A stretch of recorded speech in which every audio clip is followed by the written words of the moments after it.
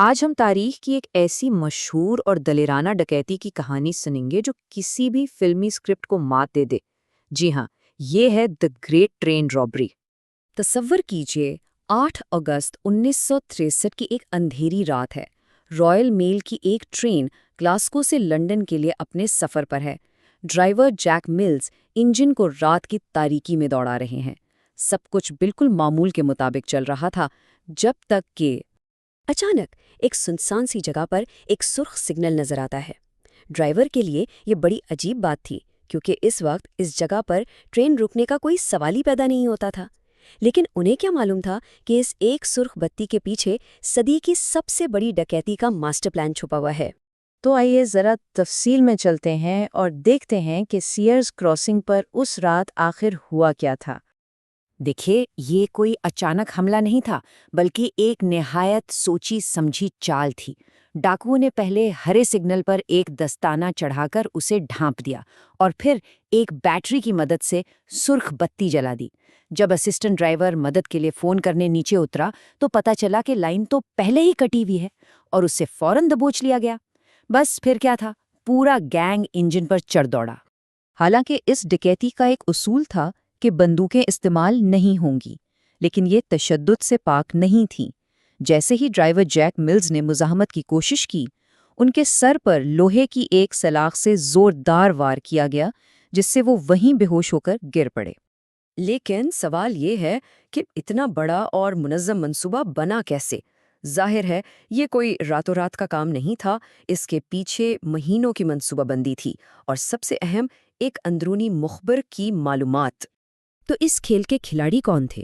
اس کا master mind تھا Bruce رینولڈز، لیکن اصل معلومات آ رہی تھیں رائل میل کے اندر سے، ایک ایسے شخص کی طرف سے جس کا نام آج تک کوئی نہیں جان سکا۔ ان کا ٹارگٹ تھا HVP یعنی ہائی ویلیو پیکیجز والی بوگی، جس میں ساری نقدی اور قیمتی سامان تھا۔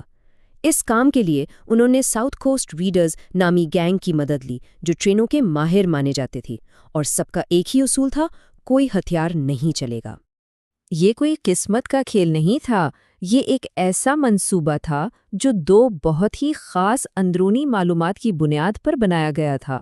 تو وہ 2 باتیں کیا تھیں جنہوں نے اسے صدی کی سب سے بڑی ڈکیتی بنا دیا؟ پہلی بات تو یہ کہ جس رات حملہ ہونا تھا، الارم والی HV بوگی خراب ہو چکی تھی اور اس کی جگہ ایک پرانی بغیر الارم والی بوگی کو لگایا گیا تھا۔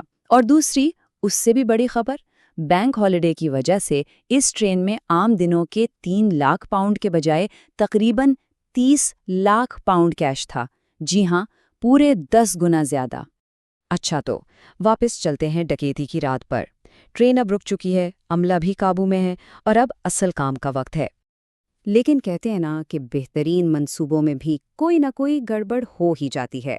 یہاں بھی ایسا ہی ہوا۔ گینگ اپنے ساتھ جو ریٹائرڈ ڈرائیور لایا تھا، وہ اس نئے جدید انجن کو دیکھ کر ایسا گھبرایا کہ اسے چلا ہی نہیں پایا۔ اب ان کے پاس کوئی اور راستہ نہیں تھا سوائے اس کے کہ وہ اپنے ہی زخمی قیدی ڈرائیور جیک ملز کو اٹھائیں اور اسی سے ٹرین چلوائیں۔ زخمی جیک ملز کو مجبور کیا گیا کہ وہ انجن اور 2 بوگیوں کو آگے برائیڈیگو برج تک لے جائیں جہاں ڈاکوؤں کا ٹرک انتظار کر رہا تھا، اور یہ سارا کام بجلی کی سیدھی سے تیزی سے ہوا۔ ٹرین کے رکنے، مال اتارنے اور فرار ہونے میں 40 منٹ سے بھی کم لگے۔ انہوں نے ایک انسانی زنجیر بنا کر صرف 15 منٹ کے اندر سارا کیش ٹرک میں منتقل کر دیا۔ اور جو رقم لوٹائی گئی اس کا اندازہ لگانا بھی مشکل ہے۔